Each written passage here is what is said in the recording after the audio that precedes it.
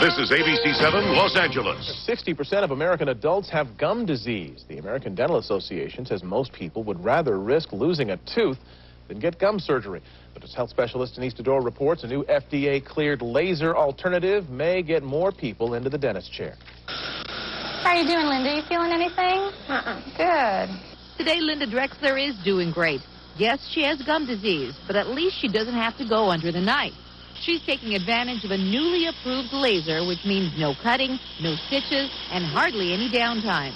So the patient is back to their daily routine, back to work right away. They can come in on their lunch hour and resume their daily activities. Gum disease is when the gum and bone erode and teeth become loose in their sockets. I was losing bone, and I did not know that either because of, this gum disease. Lynette Little is one of 100 million Americans who has gum disease.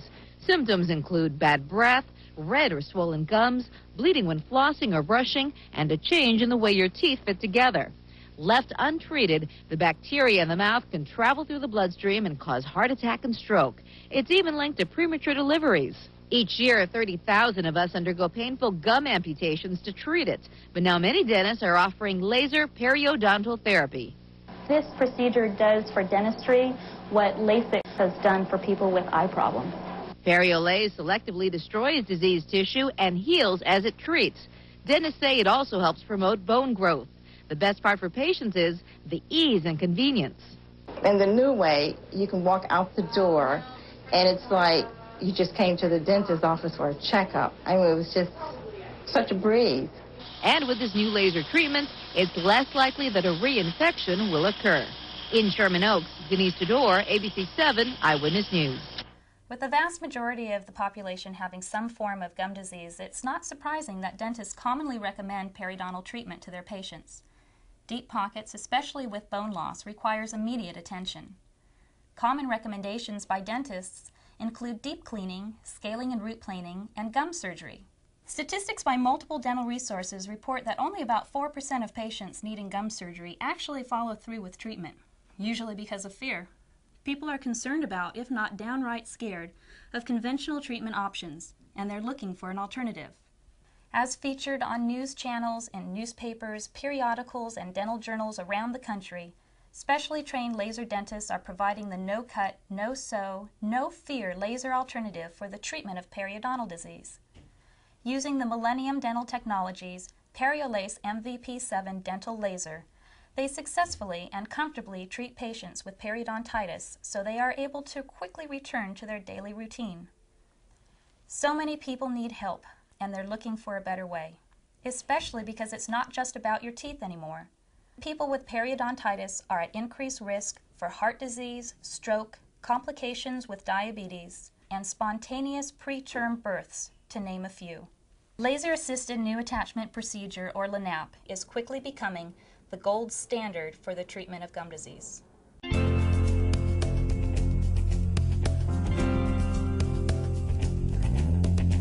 Hi, I'm Dr. Dawn Bluer, and I'm here to do your periodontal consultation. That's great. I heard that you have gum disease and you were told that you need gum surgery and you're looking for an alternative. That's right. I know you've probably been told about what gum disease is, but if you don't mind, I'd like to review that with you so I can talk about your periodontal treatment options and especially why people are choosing laser periodontal therapy as their periodontal treatment of choice. Okay. Let's take a look at this picture chart. This is a picture of what a healthy tooth looks like. This is what you see when you look in your mouth. That's the tooth. This is the root. This is the bone, and the gum lays over the bone and attaches to the tooth just above the bone level. Between the gum and the tooth is a pocket or a space. We measure that using a ruler. We call it a probe, which is in 3 millimeter increments. We measure between where the gum attaches to the tooth and the top of the gum. In a healthy situation, those pockets are very shallow. Really, we'd like to see them at 3 millimeters or less. In this picture, we have a healthy 2 millimeter pocket. What happens is the bacteria that's naturally in our mouth sticks to the teeth and lives off of the food that we eat, producing this white filmy stuff. That's called plaque. Plaque is soft, we can brush it and floss it away, but we're only human and we're going to miss some of it. The stuff that we miss is usually down below the gum line and in hard to reach areas. What happens is the bacteria that live inside of the plaque irritate the gums, and the gums get a little bit puffy or inflamed. And what we have is some surface inflammation. This is called gingivitis. Most people have some inflammation or gingivitis going on somewhere, if not everywhere, in their mouth by the time 6 months rolls around since their last cleaning. That's why we recommend that people with gingivitis get their teeth cleaned twice a year. What happens if plaque sits there for long enough? Eventually it turns hard into barnacles of calculus or tartar, same thing. Now the bacteria that live inside those barnacles will eventually destroy the attachment between the gum and the tooth, opening up a deeper than normal space or pocket. In this picture we see a 5 millimeter pocket, allowing the bacteria to then start attacking the bone too. When we have attachment loss and bone loss, this is called periodontitis. This is no longer a surface problem, it's a problem going on down below the gum line, deep below the surface. And so a regular surface cleaning really doesn't do the trick. It's just the tip of the iceberg. Now the problem with deep pockets is they're harder to keep clean than the shallow pockets are. In this picture we have a 6 millimeter pocket and more bone loss. Now the issue here is if we have a 6 millimeter pocket and the gum started up here, and we have 2 millimeters of damage at the surface, we really have about 8 millimeters of attachment loss. The reason why the gums recede is that this very inflamed tissue is easily damaged when you chew and brush your teeth. In this picture, we have an 8 millimeter pocket, a lot of bone loss, and a whole lot of recession here. Recession is very common for patients who have gum disease, but it doesn't always occur.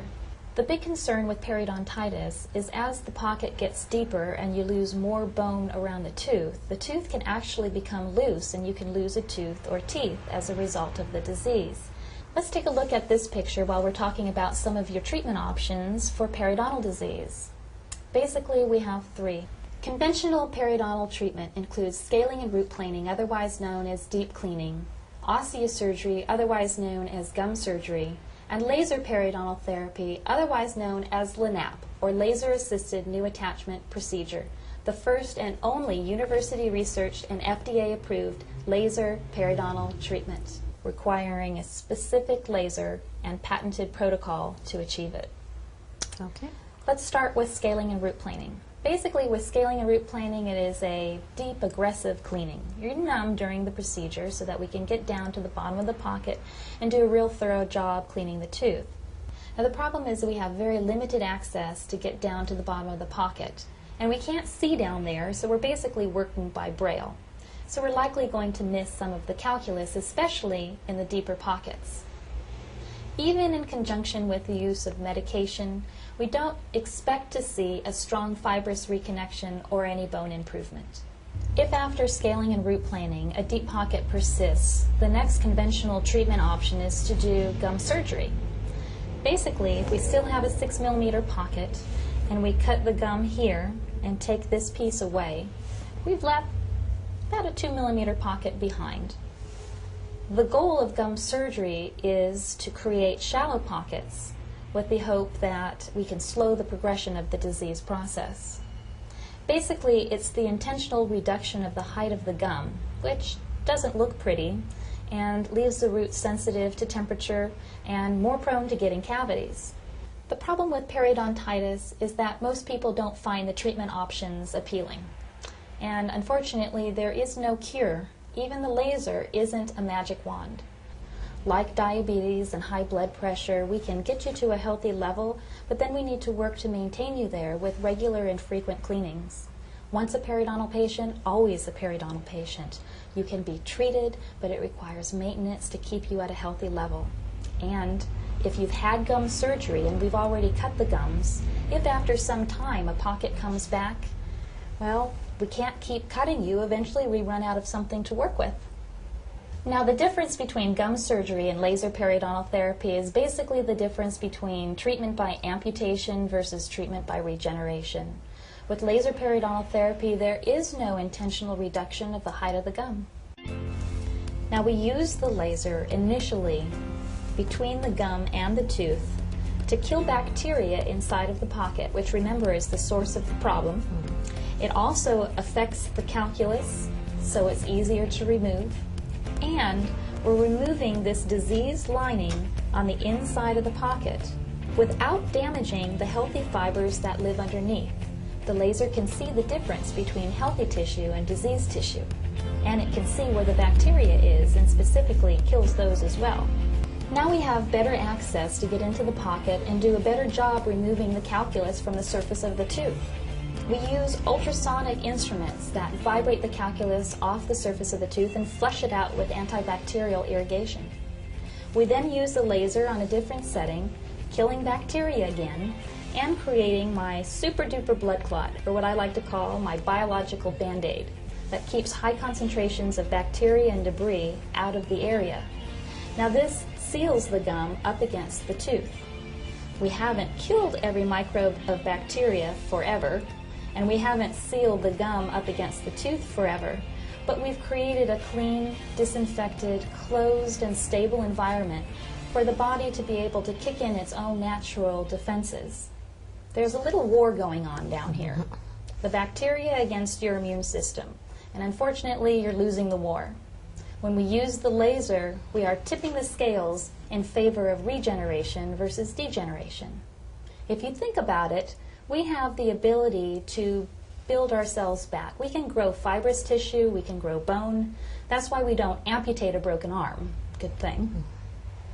But we only do it under the right circumstances. If you think about it, we have a cast on a cleaned up, disinfected arm so that the body has a chance to grow back.